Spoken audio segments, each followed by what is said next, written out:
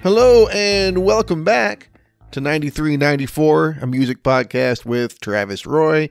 I am Travis Roy. You, I am thanking for joining me. My buddy Dustin Lince has returned to the show to talk about...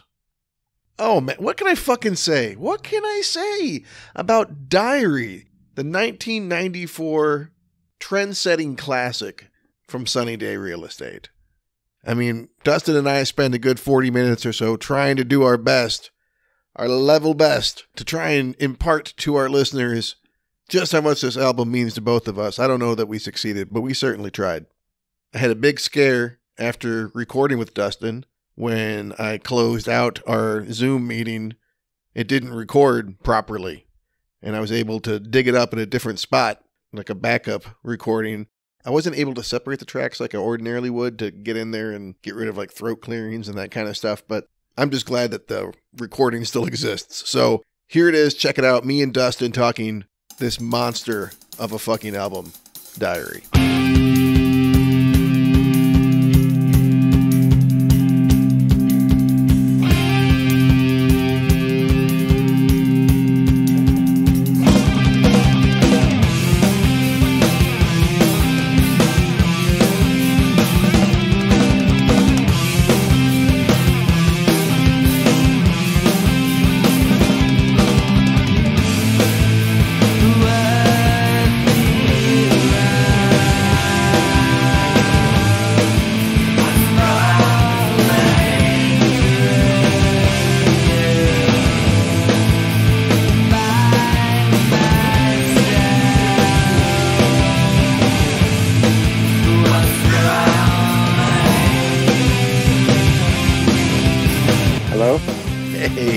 Hey, you can hear me the first time.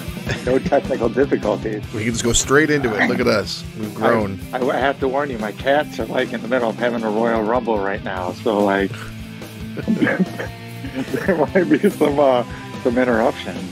Okay, fair enough. I have two dogs fast asleep on either side of me, so I think we'll be okay on this end. I feel like I just saw you. How you doing, man? I'm doing good, man. How are you? Good to see you again. I'm doing good. Yeah, we did just see each other, didn't we? We did. Tell the good people where we saw each other. We had 93, 94 tribute show at the New Way Bar, hosted by Travis Roy. As I said there, I was like, I'm not sure what I'm doing here. I'm just kind of like jumping up between bands, going, hey, I'm Travis, and here's this band. But it was great. I had a lot of fun that night, and it was fun watching your band, Faithless the Wonder Boy, and then we had a good time. Snapcat Bandits and Narvin and the Argus. It was a good night. We had a good time. So this was at the New Way Bar in Ferndale. Yeah, the New Way Bar in Ferndale. Yep, and I feel like the New Way Bar in Ferndale has awesome sound, awesome vibe, great staff. They do. Fucking great venue. One thing I would change is that if you're going to have a little ticker, like a little digital readout of what the decibels are in the room, you need to have like either complimentary or even for sale earplugs, because like, I mean, it was a really loud show. Like, I saw Afghan Wigs in the church a couple days after that, and the New Way show was louder than that show. Okay. So like standing there, I take pride. Well, I mean, I know that I couldn't get most of my friends to come inside because it was too loud. But you really could hear through the glass really well. So we were like sitting right outside the stage and could like hear all the bands just fine and like see everything just fine. So it kind of worked out. But that was an awesome show that I was like, yeah, they need to take down that little digital reader so that people aren't hyper aware of the damage being done to their ears. I'll put that in the suggestion box. That's my humble advice. But yeah, I know. I mean, the vibe of that place is so great. I love the Burt Reynolds clock. There's this clock with like 3 Burt Reynolds in there. It's got a very classic vibe. It's a great little, I don't want to say dive bar because it's not divey, but it's very comfortable, you know. Jamie D'Angelo, who owns it, has done a great job, and he's a great guy. Just in general, you know, he's always supported local music really, really well. During the pandemic, he paid his employees, you know, I mean, from day one, he started to just kind of make different ways for him to like, kind of like sell, you know, delivery cocktails to kind of give his employees something else to make money for. Mm-hmm. He paid them, and he doesn't really do many shows very much. He won't charge admission because he just doesn't want to turn anybody away, So, I mean, just the shows that we are having there have been really good. And, it's a great staff, Matt, the manager, and the staff do a great job. They support local music so much, and they're all great people there, for sure. That's awesome. And yeah, while this was a 93-94 tribute, if you're in the Detroit area, the Ferndale area, you can see Dustin every month there, put it on a different show. Yeah, the live band emo nights every month. Just look up New Wave Bar. You'll find us on all the socials. Yeah, and your band covered by which band that we're here to talk about today? Oh, we did Circles by the band Sunny Day Real Estate. And Dustin is holding up the vinyl of the album right now, which I don't know about a more iconic. So on the same day this was released in 94, the Blue album from Weezer was released, and that has a really iconic cover, the four guys against a blue wall. But I don't know, man, those little Lego-looking dudes from Sunny Day Real Estate's cover Diary, that might be the most iconic artwork, album cover stuff from the era, in my opinion. Yeah, for uncool kids, I guess. Yeah, I don't know anybody that I know who doesn't know what that cover is, So I mean, it's definitely pretty iconic in my circle. Yeah, I've seen a few people with the little guys tattooed on them, and they're not doing it because they're big fans of Duplo or whatever. No, yeah, it's pretty cool. Probably most important album of my lifetime. And a lot of people can say that, and here we are, over a year into doing this podcast, and we're finally getting around to doing this album. I really thought that my friends and acquaintances would be clamoring to do this album. I thought I would do this in the first 10 albums on my show here, but for some reason people just weren't. I think it's one of those albums that everybody loves, but I think a lot of people think that there's other people that love it more than them or something. Yeah, I mean, I just kind of noticed that it hadn't been done, and I kind of thought to myself, I'm like, I think me and Travis talked about this, and he said it was saved, and then we did talk about it, and you said it wasn't saved, so I just, why haven't I done this album yet? So. Very early on, I saved it for my friend Mike Govier, who is a big fan. Then he didn't want to do it, and so I unsaved it for a long time, and nobody asked during that time. So I guess you did ask early on, but I held it for someone who didn't want to do it. He did end up doing Julian Hatfield 3. But another great album. Yeah, but this to me is, it's one of the greatest albums from the era. It's one of my favorite albums in my life. I think it's one of the most influential albums of the past 40, 50 years. I could go on. Definitely the most influential album in my lifetime, both personally and I think, just in music in general. Mm-hmm. I mean, I consider myself a music snob, so I read a lot about music history.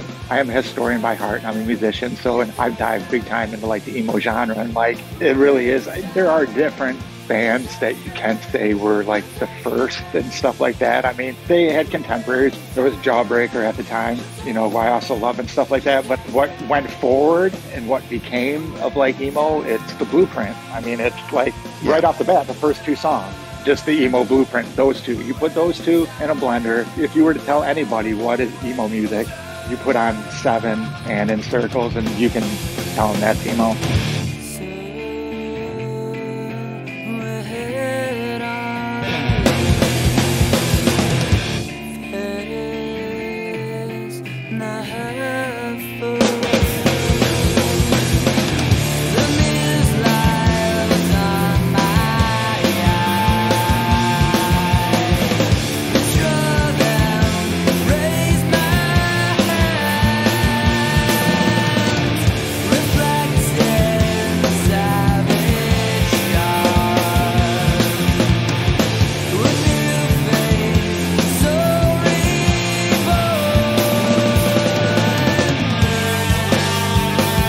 I definitely for many years thought that this album started emo, that this was the first emo album by the first emo band, which wasn't true. There's bands like Rites of Spring and stuff like that were putting out stuff before first wave stuff. But as far as the second wave of emo goes, I agree. This is the template. This is the album that seemed to have the biggest impact, that rippled through stuff like Knapsack, The Promise Ring, Texas is the reason. Yeah, but like it was kind of like in between first and second, like, and they were drawing a lot of influences from like the proto emo, you know, like Rites of Spring and, you know, Embrace and stuff like that. But like, you know, Jeremy Enoch was just kind of, he loved U2 and wanted to, you know, kind of be like arena rock, you know, type stuff. And that's all of them put together. They grew up, you know, in the Seattle scene and stuff like that. But like, yeah, what became after them, like the big bands that were like, that are known as like Midwest or like second emo, you know, came along in like 96, 97, you know. So this album was kind of, and by the time that was going on,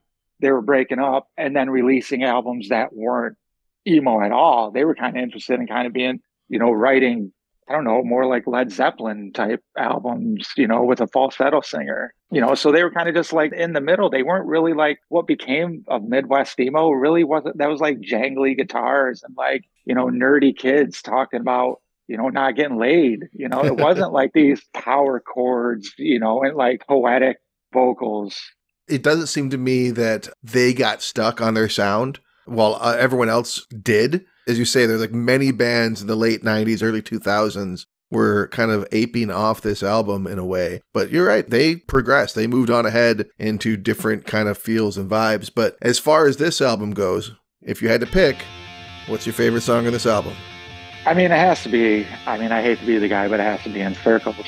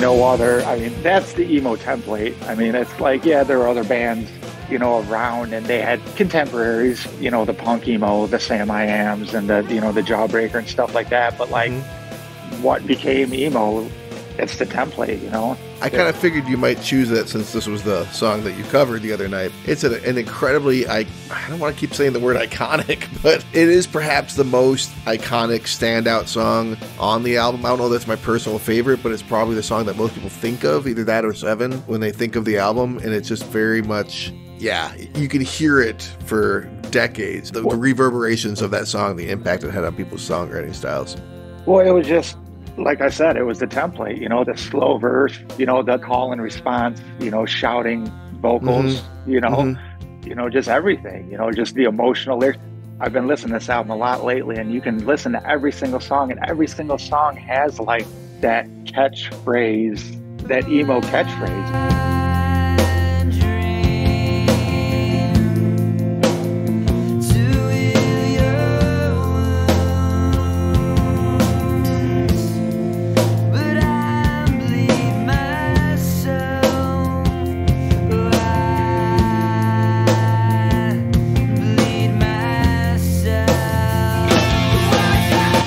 Says, I dream to heal your wounds, but I bleed myself. It's like, how much more emo can you be than that?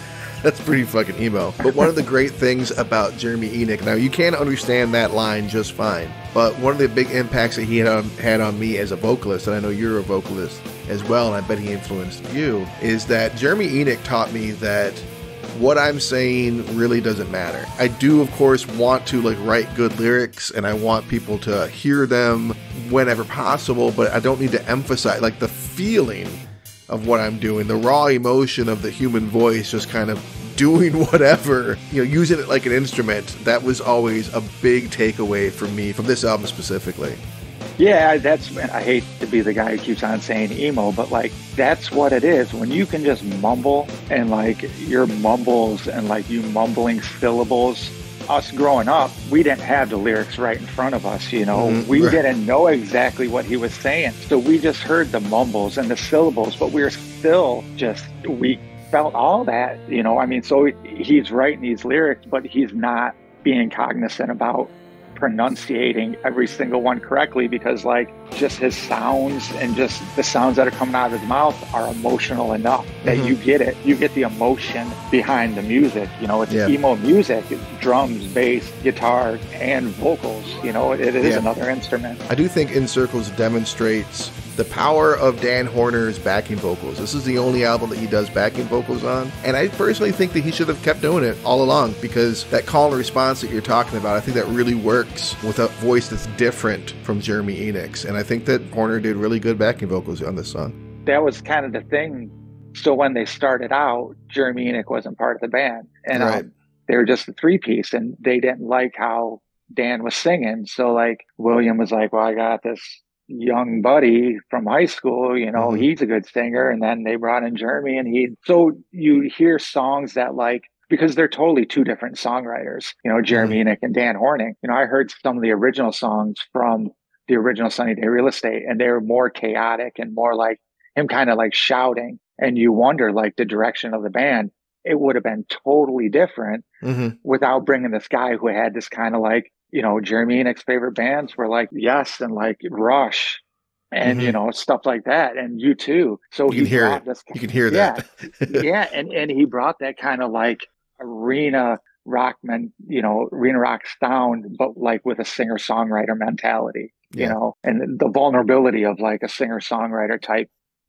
I do think that it's just and fair and correct for Jeremy Enigk to always kind of get the main, the lion's share of credit as far as being like he's just a particularly impressive singer, but everybody else in this band and on this album is really incredible. And again, I think Dan Horner and his guitar is particularly really fucking interesting. So my favorite song on this album, and man, I had a hard time picking. I was like, almost any song on this album, I could be like, yep, that's my favorite song. Like listening to it for the last few weeks, so like every time, like this is the one. But if I gotta settle on one, I gotta have to go with 48.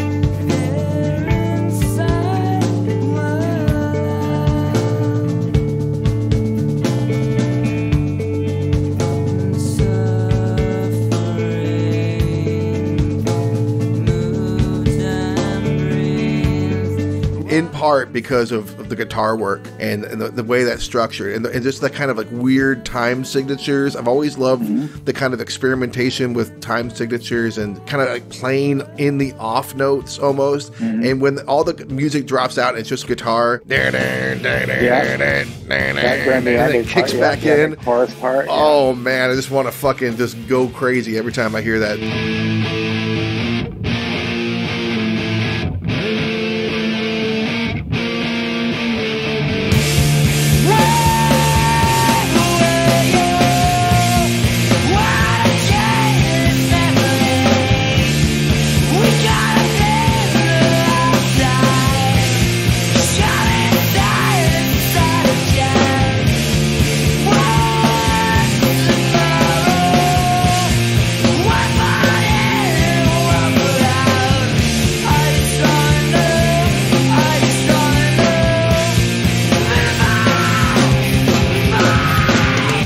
so lofty and just like, I don't know, it's just so fucking cool. Love it. That's the Discord and like the Fugazi like influence on them, you know, and that's kind of like what, like during that part, and then when Jeremy kicks in with him just like shredding his voice, and like he's got, and I don't want to compare them to Nirvana at all, but what him and like Kurt Cobain have in common is like even when they're screaming and like shredding, still like in key, and so it's still like it doesn't hurt, and it's not like terrible sounding, and like it just conveys so much more emotion because you're not just like, you're like, it's in a good key, a pleasant key for you to hear.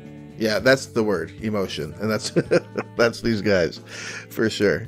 So then I guess we'll move on to the next bit, which I feel like we're both going to pick the same song to be our least favorite song on this album. I think it's a pretty clear and obvious one, but what did you choose? Yeah, I mean, if you're a big-time Sunny Day Real Estate fan and you don't pick this song, you're just trying to be weird. As your least favorite song, you're just trying to be that guy. You know? So obviously you choose Flirt and Squirto. Flirt and Squirto, yeah. Yeah, Flirt and Squirto. Yeah. Under this bridge I lie down, see how they run, catch butterfly, trip over words with gifts and garage.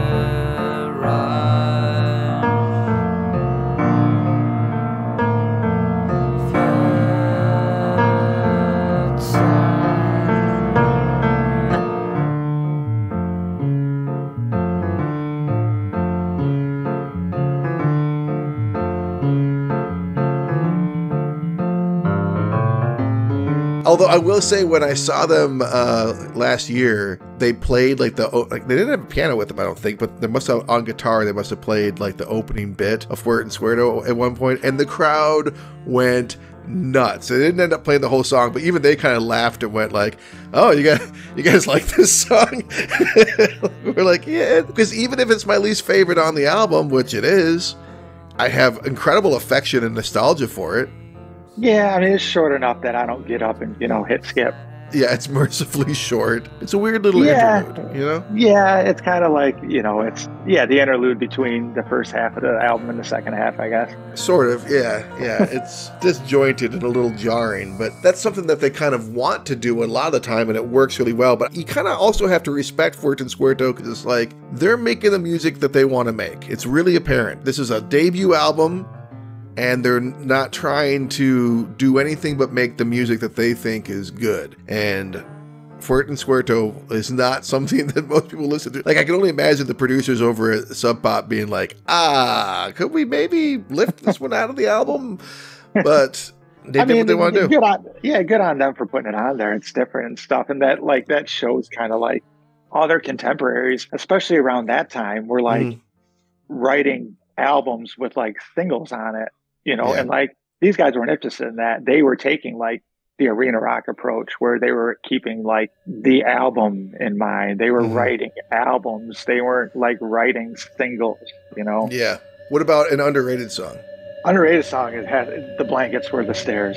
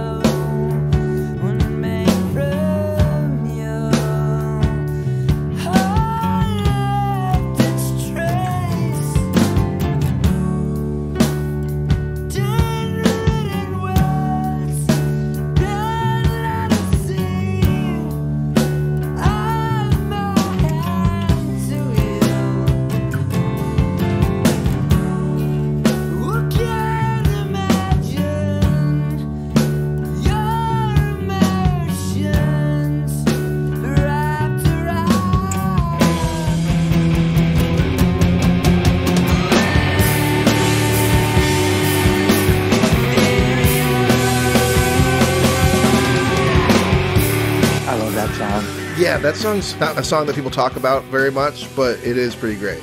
It's a great song. Like, it starts off a little like chaotic, so you got to get through that. But with the guitar and like, him just, just kind of humming and him just like singing very softly and then getting into the, the harder parts. And then at the end where he's shredding his voice again. And like, again, that song has another one of those emo catchphrases where he says, late again, my breathing is leaving after yours. It's like growing up in emo bands, you always want to write something like that. And you can never do it. It always ends up cheesy and just like, no, just more cringeworthy than anything. And that's partly what makes Enoch so great is while you do struggle to understand what he's saying a lot of the times, what he is saying when you figure it out is often pretty poignant and well written. And mostly about Jesus, which, I mean, like, even after, which says a lot that, like, I'm not an anti-religious guy, but, like, to love this album, like, so much. And back then, you didn't know. They wouldn't even let them do much press because they didn't want them talking to Jeremy about, like, what the songs were about. Because, like, nobody would have bought this album. Like, especially the kids who got into it. Like, we weren't really interested in, not that they're a Christian band, but like... Yeah, only Enoch is hardcore Christian as far as I know. Yeah, but like all the songs, like all of them, they're all like a song about an angel. It's about an angel. Like, it's very literal. It's about Jesus. Like, it's like... It is? I didn't know that. It's Neutral Milk Hotel, I Love You, Jesus Christ. Like, literal about Jesus Christ. So, like, to love this album, and all the kids that were into this, they weren't into Christian bands, and they wouldn't let him do press. I remember when he released a solo album, Return of the Frog Prince, I think it's called, right? Frog Queen. Frog Queen. I remember when that came out and like hearing some Christian stuff on that and being like, and then they kind of broke up.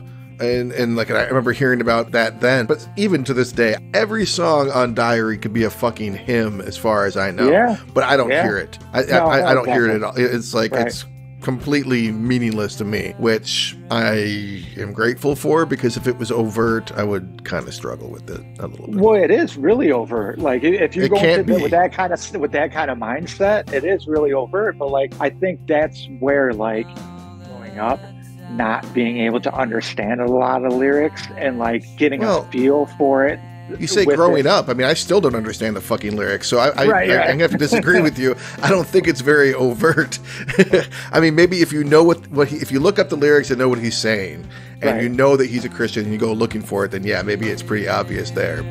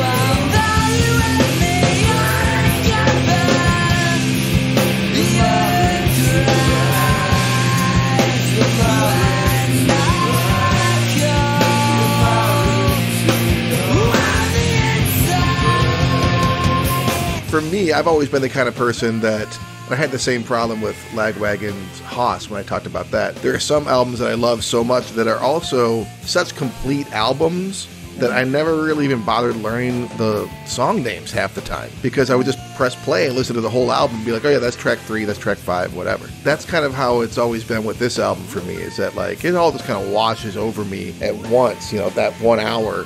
As far as what messages are being carried in it and whatnot, I'm not even interested. The fact that I can't tell what he's saying or what he's talking about half the time is part of the appeal. You can apply whatever you want to it. Right, that's what I was saying. Like, when we started getting into this album, we didn't necessarily understand what he was saying. Mm-hmm. So, like, if you were going into listening to this album with that he's writing a Christian album mindset, I could see where it is very overt. But when we were listening to it, we weren't going into it thinking that. No. at all. I think that for me, my underrated track, and I think I end up picking something that kind of like Blankets Were the Stairs. I consider the Blankets Were the Stairs because that song and the song I'm going with, Shadows, neither one of these are really songs that you hear people talk about all that much. You'll often hear people talk about 47 and 7 and In Circles and Round, like in conversations with my friends and other, like, I don't know, SDRE heads or whatever you want to call us. But I feel like Shadows is one of those, like, it could have been a single.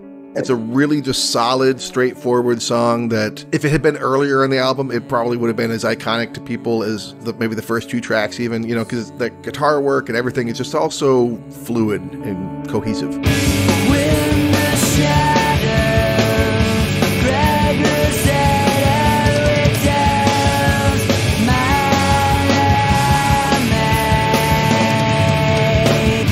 when the shadows will near me become my pride.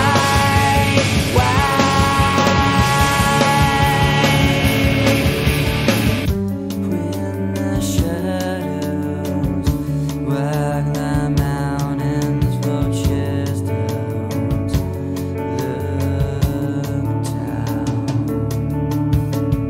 try this figure out, memorize their words for her. When the shadows I think if that song would have came out a couple years later, it definitely, and a lot of these songs definitely could have been singles. Because like I said, they were going into it writing albums and not writing singles. But like songs like 47, like, and I keep on trying to avoid comparing them to Nirvana because they really have nothing to do with Nirvana except for they came from Seattle and they were on Sub Pop.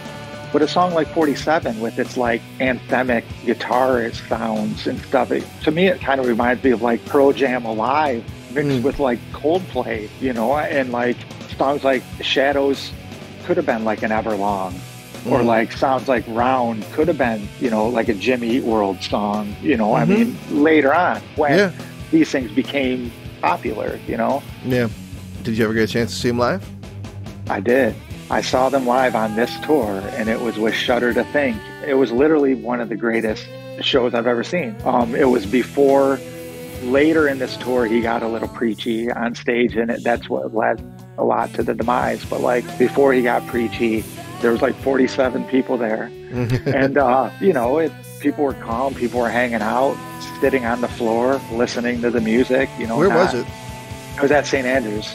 Okay. I was supposed to go. I remember my friends Keith and Andrew, they went. For some reason, I think I was at a family reunion or something. Something came up where I couldn't go as well. And I was so bitter for so long because they never really toured after that. You know, it seemed like. I never really, I mean, I was a fan when How It Feels to Be Something On came out and Rising Tide. Like, I liked all that stuff, but I don't remember there being fucking tours for these albums. And if there were, I missed them. And They so. didn't tour.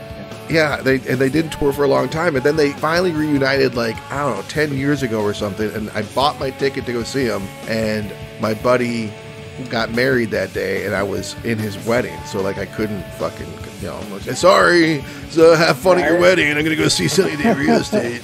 Like, no, so, like, I went to the wedding, and then I had a ticket to go see him in New York. Me and my buddy were gonna go travel to go see him in New York, and then that fell apart, so I didn't go then.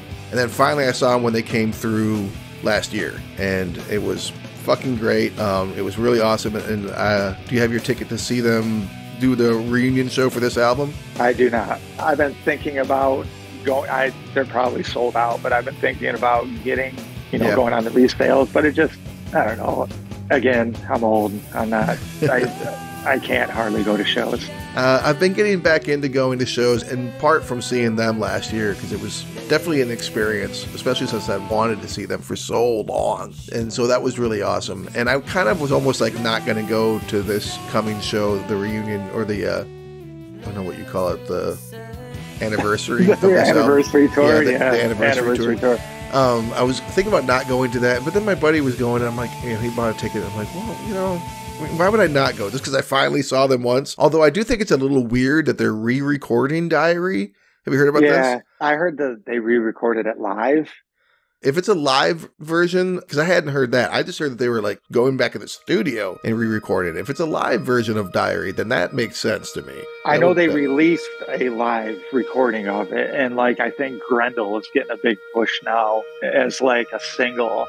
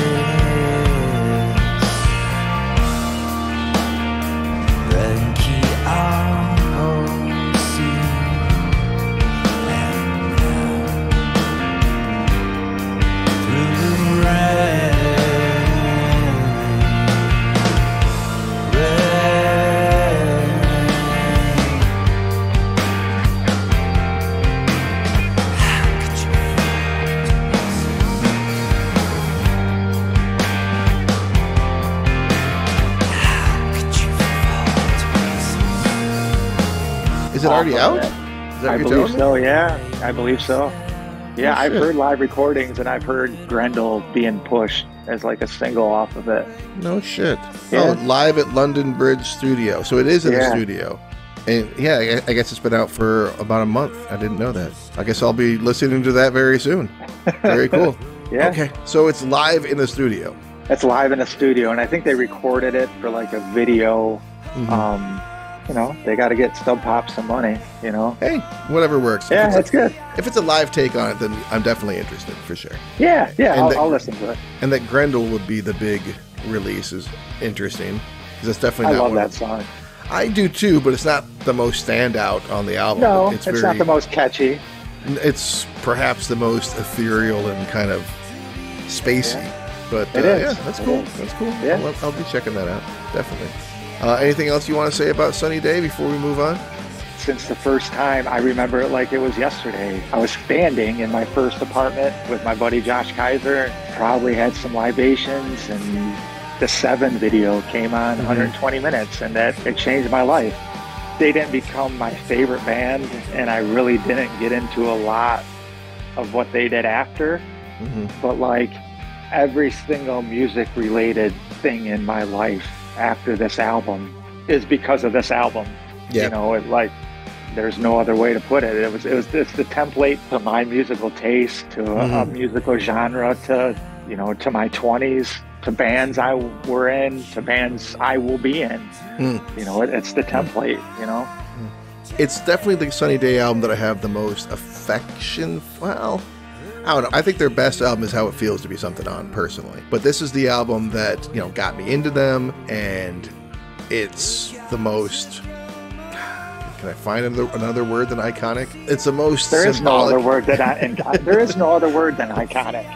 It's the only word. the But only word. from the era, it speaks of the era in a huge way. And I'm really blessed to have a pretty large friends group, and we have a lot of similar tastes. And as I've gotten older and like made new friends, they often have similar tastes. And so they're one of these like bedrock bands, or this is really one of the bedrock albums that almost anyone in my life, it seems like I could be like, oh yeah, Diary. And they're like, oh yeah, fucking Diary, man. I love Diary. And it's just one of those things. It just kind of brings people together. You gotta love it. Yeah, it is. So you had said when we spoke about the 93-94 tribute show that we did recently that you want to do another one in November.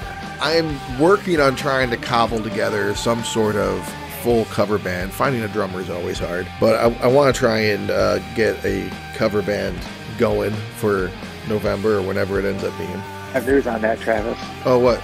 We will be doing That 90s Halloween show at the end of October at the New Way. All right, it'll be a 90s Halloween show. Yes. Okay. All right, so we could dress up like your favorite 90s artists and then play their music as Yes. There you go. well. Okay, fine. There you go. Hosted by yours truly, Travis Roy. Okay. I'll be looking forward to that. That's cool. That's fun. Now I'm gonna like try and think of like spooky 90s songs to cover. So My question for you is, and I bet you've thought about this before because you're already in a cover band, or at least a band that does covers, I should say. Yeah. So my question for you is, you are starting a cover band, a fictional, imaginary cover band. You're starting a cover band, but it's going to be a cover band that doesn't cover a bunch of different songs. You're going to be like one of those cover bands that covers a specific band. You know what I mean? A tribute band. A tribute band. That's the phrase. So you are starting a tribute band. You're starting 3 tribute bands. Nice. I want you to tell me which ones you would pick, which bands you would pick. It can't just be like your favorite. It's got to be also, because you're a front man, you're a singer like me. It's got to be something that you think you could pull off. At least you yourself. Imagine that everybody else in the band, you've got you can get whatever musicians, whatever you want, and, to do whatever kind of band you want. But as far as what you could pull off singing, what kind of cover band, what kind of tribute band would you be in? Pick 3 and I'll pick 3 too. Okay, number 1, definitely. If the other people weren't a problem, if I were to just say, I'm going to start this band and I just had the best other musicians with me. Right. That's Beastie Boys. Beastie Boys number 1. Okay, yeah, I can see you doing that. So you have to and I guess you could kind of be ad rock or MC, whoever you want. Give my favorite is song. MCA, but I think I would be ad rock. But I think it would be more my energy and my more vocal style, and I would be ad rock. I think. Cool. Yeah. The first one that comes in my head, I think I would want to be in a Counting Crows cover band. I've always really loved Adam Duritz's voice, and I'm not saying I can sing as well as he can by a country mile, but it's in my register, it's in my range, and I've always really liked singing his songs, like karaoke and that kind of stuff. So I think off the top of my head, the first band I would do would be a Counting Crows band. All right, what's your second band? Oh man, it's tough because most of my favorite bands, the front man is a guitar player. Deftones, I guess. I mean, I couldn't do what Chino does vocally, but I've played in similar type of similar bands, and that was the style we were trying to go for. Mm-hmm. The more melodic type of metal theme. Yeah, I can see that, and I've heard you sing. I can hear you kind of doing that for sure. The screamier side of your voice. Yeah, the Big Ass Ham, my band Big Ass Ham, we were more, I think Deftones and Hum are our 2 biggest influences, our sound kind of is. Right on. I think if I could get horn players and be whatever kind of band I want and just blow my voice out, I'd be in a Mighty Mighty Bosstones cover band. Not because they're my favorite band or anything, I just think it'd be fun as hell. Yeah, Mighty Mighty Bosstones. That's nice. All right, last option for both of us. What's your final draw? Maybe the hype man to a Public Enemy cover band. Okay. I could be the Flavor Flav to somebody's Chuck D, Nice. Wear the Clock, of course. Yeah, of course, I would have to do, even though I can't play guitar very well, I could play it. I don't know. Maybe well enough to get away with it. Afghan Wigs, man. That would be my main choice. Being in an Afghan Wigs cover band would be amazing. I would always feel like I'm fucking it up and that I'm not doing it justice and that I'm not good enough, but I'd have fun doing all that. Yeah. I mean, you know me, I love Afghan Wigs, man. Dooley is my co-pilot. Yes, I love him deeply. And he's aging very well, dude. I hadn't seen him when I saw him last week. I'm so jealous. I hadn't seen him in 7 or 8 years. Maybe not that long, but a little while. Before COVID, anyway. And he's let his hair go just completely white. I mean, he's one of those motherfuckers who just gets more handsome as he gets older. I'm like, what are you doing? This isn't fair to the rest of us. No, I mean, I kind of have that going on, too, so I ain't gonna hate it. Fair enough. Seems like a good note to end on. Thanks for doing this, buddy. I'll have you back on whenever you're ready. Yeah. I got some albums ready, man. Let's go. Yeah. Awesome. Yeah. Thanks, buddy. Yeah, no problem. Thanks.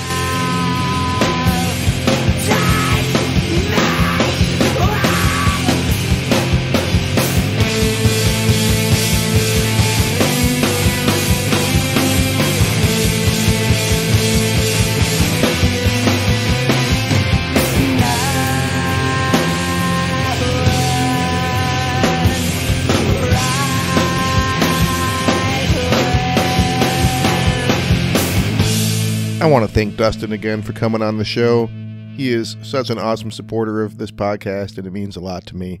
I also want to thank him for his patience. I kind of got too big of a backlog of recordings, and I actually recorded that episode with him some time ago.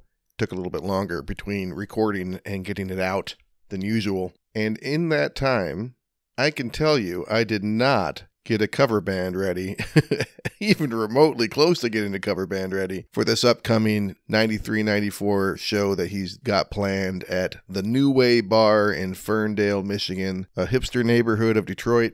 He is there every single month. Check out their website. You can see him hosting a different celebration of music every single month. And if you're interested in seeing me host another one with him, come check us out at the New Way Bar in Ferndale at the end of October.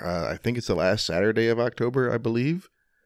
Not 100% sure on that, but gonna have to check the website. But yeah, I will not be playing much. I mean, I might play like 2 or 3 acoustic songs. Maybe that's about as much as I can muster. If that, honestly, if I could pull that out, I'll be pretty pleased with myself that I'm that prepared. I did not do much preparation as I planned over the summer for this event. I am often someone that has nice dreams and goals and not a lot of execution. By the time you listen to this episode, there's a good chance I will have already seen Sunny Day Real Estate perform Diary in its entirety live in Detroit, Michigan. That's coming up in a few days for me. Really excited about it. I am publishing this episode just a few days before that show, so if you happen to be listening to this episode early, I hope to see you there. If you're looking to be on the show, you are very welcome on the show. I'm always looking for new guests. I'm always looking for old guests. If you've been on the show, you are welcome back on the show. Just reach out to me.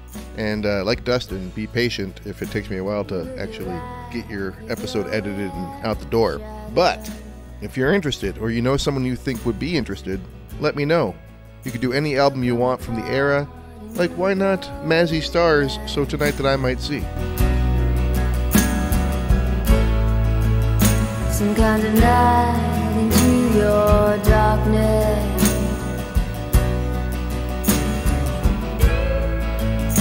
Close your eyes with what's not there.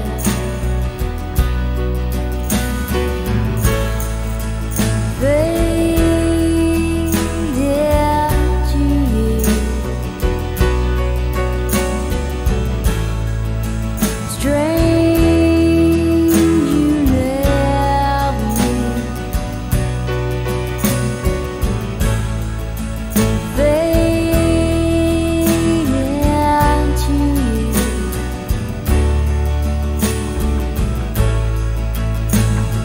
Strange you never knew.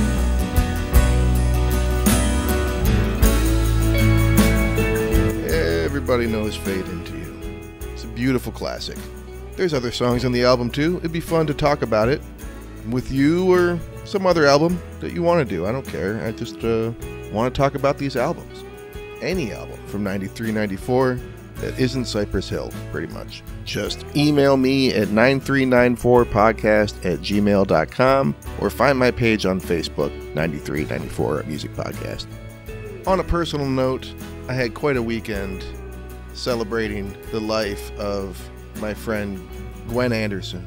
She passed far too young at 43 years old this summer, and her husband and my dear friend Dustin organized a beautiful tribute to her, and it was powerful and incredible to be with all these people that loved her so much, to be with all these people that I love so much, and I'm just really fortunate to have a friends group that has such rich history and commitment to one another, and to lose one of our own, it hurts. And Gwen, you're going to really be missed forever. You're always going to be a part of us, and I'm grateful for knowing you. All right, I'm going to leave it at that. Hug your loved ones and take care. Strange you never knew.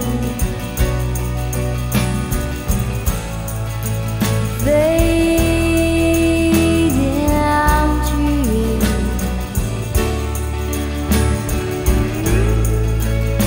I think it's strange you never knew. I think it's strange you never.